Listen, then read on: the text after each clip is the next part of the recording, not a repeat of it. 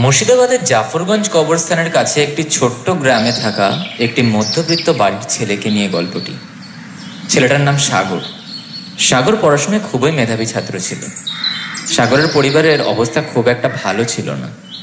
বাবার অ্যাক্সিডেন্ট হওয়ার পর থেকে বাবা আর কাজকর্মও করতে পারতো না। সাগরের জেঠু পুরো পরিবারটাকে চালাতো। এরমই একদিন সাগর চাকরির পরীক্ষা দিয়ে বাড়ি ফেরে।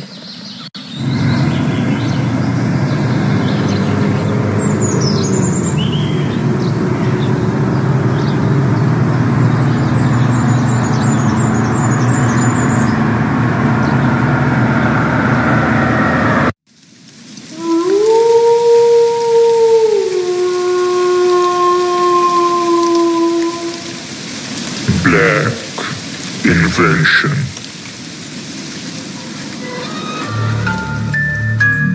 স্বাগতম জানাই ব্ল্যাক ইনভেনশন মুভিজ অডিও স্টোরিতে।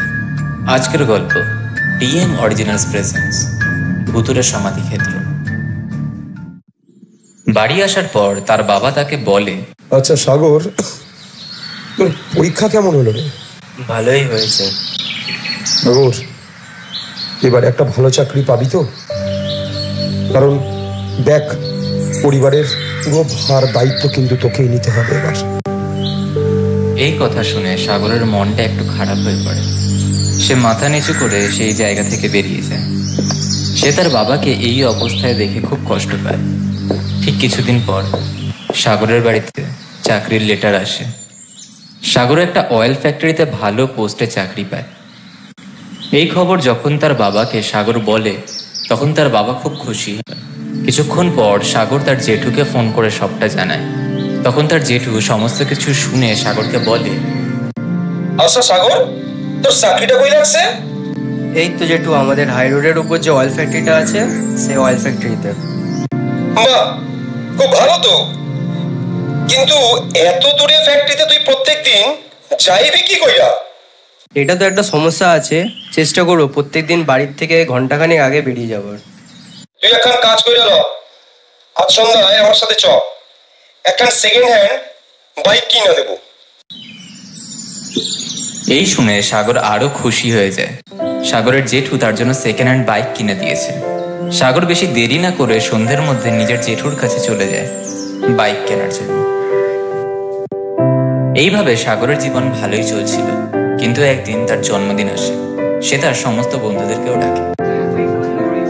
বাড়িতে একটা আনন্দের মুহূর্ত গড়ে উঠেছে। সবাই মিলে আনন্দের মধ্যে ডুবে পড়েছে। সাগরের জেঠু এক কোনায় দাঁড়িয়ে সাগরের জীবন আনন্দের মুহূর্তগুলো দেখে খুশিতে চোখের জল ফেলে দেয়। সবকিছুই সময়ের সাথে সাথে এগিয়ে যাচ্ছিল। রাত বাড়ে। সাগরের বন্ধুদের সাথে প্ল্যানিং করে তারা বাইরে চায়ের ধাবায় যাবে এবং চা খাবে, আর রাত্রিবেলায় বাইক রাইডিং করবে হাই রোডের উপর।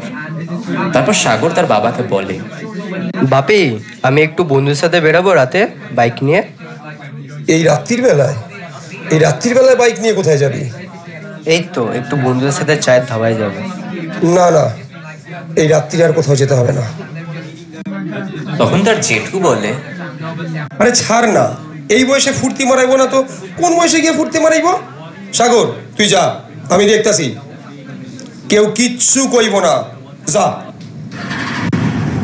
এরপর সাগর ও তার বন্ধুরা নিজেদের বাইক নিয়ে বেরিয়ে পড়ে।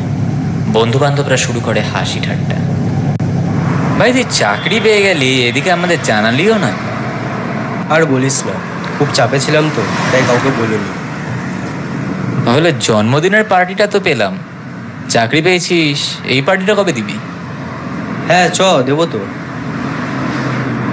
এরপর তারা গাড়ি নিয়ে পৌঁছে যায় চায়ের ধাবায়।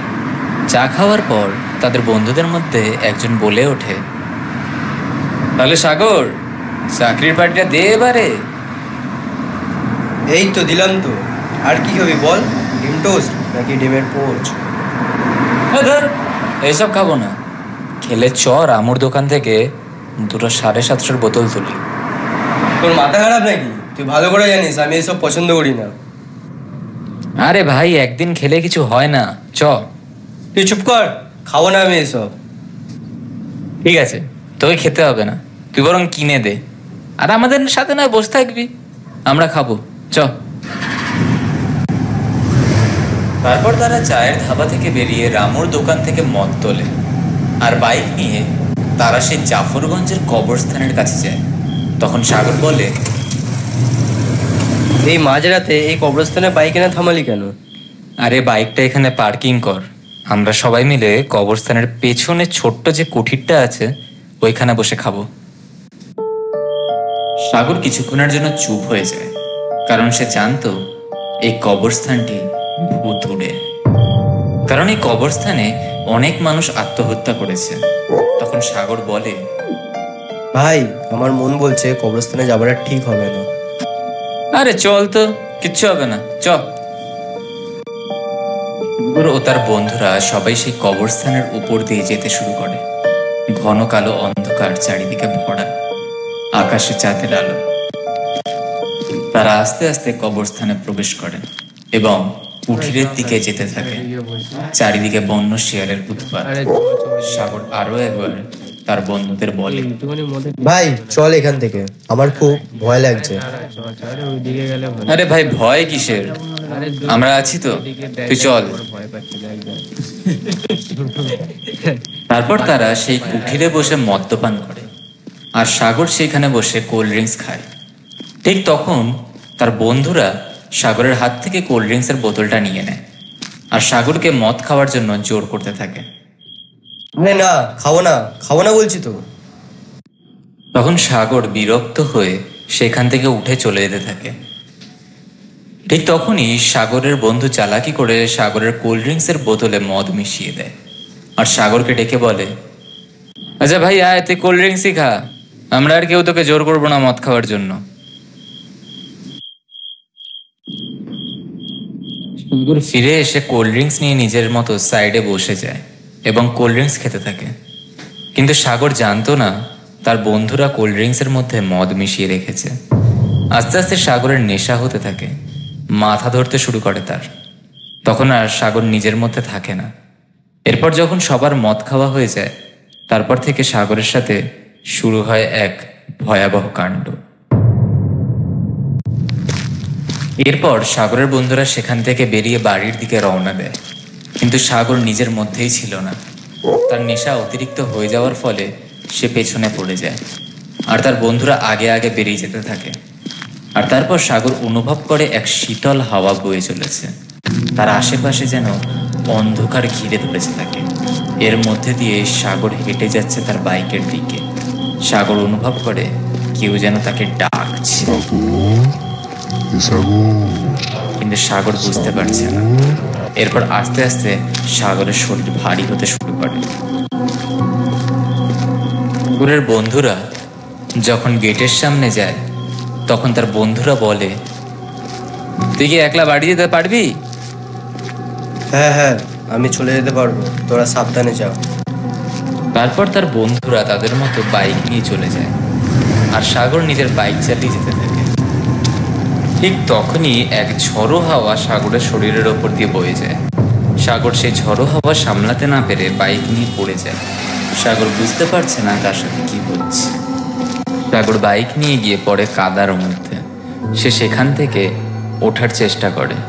সে আস্তে আস্তে উঠে আবার গাড়ি চালানো শুরু করে। হঠাৎ করে আচমকাই চোখের সামনে সাদা কাপড়ে মোড়া এক অবয়ব নারীকে সে দেখতে পায়। সাগর কিছু বুঝতে না পেরে সাগর সেইখানেই ভয়ে গাড়ি ফেলে দিয়ে দৌড়াতে থাকে।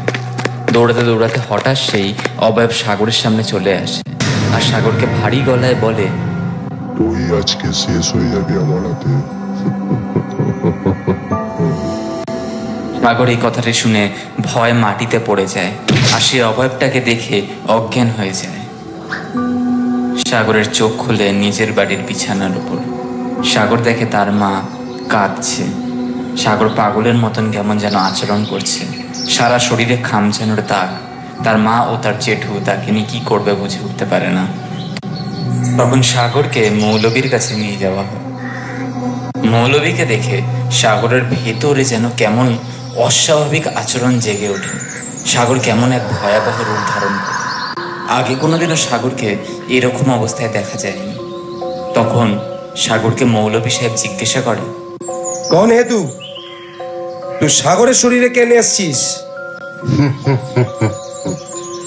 আমি ওকে নিয়ে যাব আমার সাথে। ওকে আমার খুব পছন্দ হয়েছে। তুই আমাকে সাগরের থেকে দূরে সরাতে পারবি না। তুই সাগরকে ছোড় দে, ও তোর কোনো ক্ষতি করেনি। এরপর মৌলভী সাহেব আয়াত পড়তে শুরু করে, আর অপরদিকে সাগর অস্বাভাবিকভাবে চিৎকার করে ওঠে। অস্বাভাবিকভাবে চিৎকার করার দরুন সাগরের মুখ থেকে হালকা রক্তও বেরিয়ে আসে এবং সাগর অজ্ঞান হয়ে পড়ে যায়।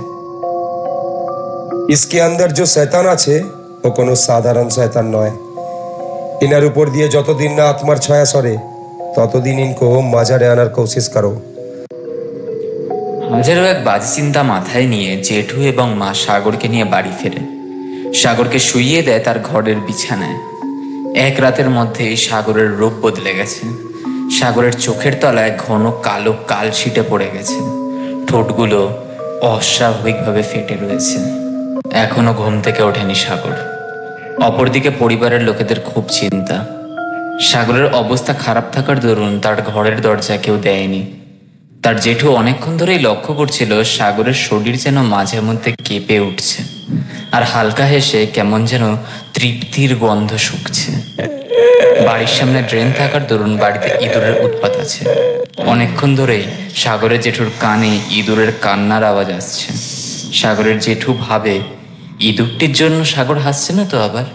এই ভাবতে না ভাবতে আচমকাই দরজা বন্ধ হয়ে যায়। সময় রাত ৮টা। কি হইল? দরজাটা এরকম ভাবে বন্ধ হয়ে গেল কেন? আস্তে আস্তে দরজা খোলার জন্য এগোয় সাগরের জেঠু। দরজা খুলতেই দেখে সাগর তার বিছানায় নেই। আচমকাই বাইরে বিদ্যুৎ চমকে ওঠে। সাগরের জেঠুর কানে এক ভয়াবহ নিঃশ্বাসের আওয়াজ ভেসে আসে। হালকা ঘাড় ঘোরাতেই সাগরের জেঠু দেখে সাগর আলমারির উপরে বসে তৃপ্তি করে ইঁদুর খাচ্ছে। মৌলভী সাহেব, আপনি তাড়াতাড়ি আসুন, নইলে খুব বড় বিপদ হয়ে যাবে। ইতনে রাত কো কার আ জাতে হ্যায়? মৌলভী সাহেব, আমার ভাইপোর জীবন নিয়ে টানাটানি হইতাছে। ওর শরীর দিয়া ৫০টে গন্ধ বাইরাইতাছে, ভয়ানক গলায় কথা কইতাছে। আপনি তাড়াতাড়ি আসুন, তাড়াতাড়ি আসুন মৌলভী সাহেব। বাড়িতে প্রবেশ করতেই মৌলভী সাহেবের নাকে এসে ধাক্কা দেয় এক পচা আষ্টে গন্ধ। ঘড়িতে তখন বাজে রাত ৩:৩০। কেন এসছিস তুই? কেন এসছিস? এরপর মৌলভী সাহেব পবিত্র জল নিয়ে সাগরের দিকে এগোয়। এগোবি না আমার দিকে। না না না।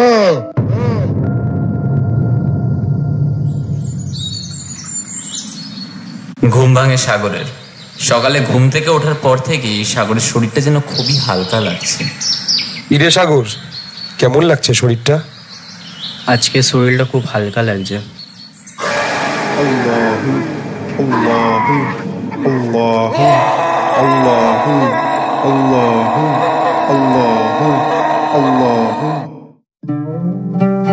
চিন্তা নেই আর ভাইয়া, তোমার লড়কাকে ঘরে নিয়ে যাও, ওর বিশ্রামের জরুরত আছে।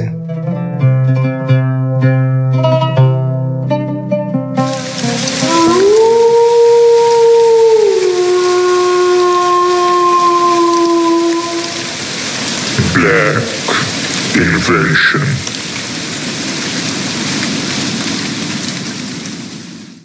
নমস্কার বন্ধুরা, গল্পটি ভালো লেগে থাকলে অবশ্যই লাইক, কমেন্ট এবং সাবস্ক্রাইবের মাধ্যম দ্বারা জানাবেন। কোনো ভুল ত্রুটি হলে তা ধরিয়ে দেবেন। দেখা হচ্ছে শনিবার ঠিক রাত 11:11।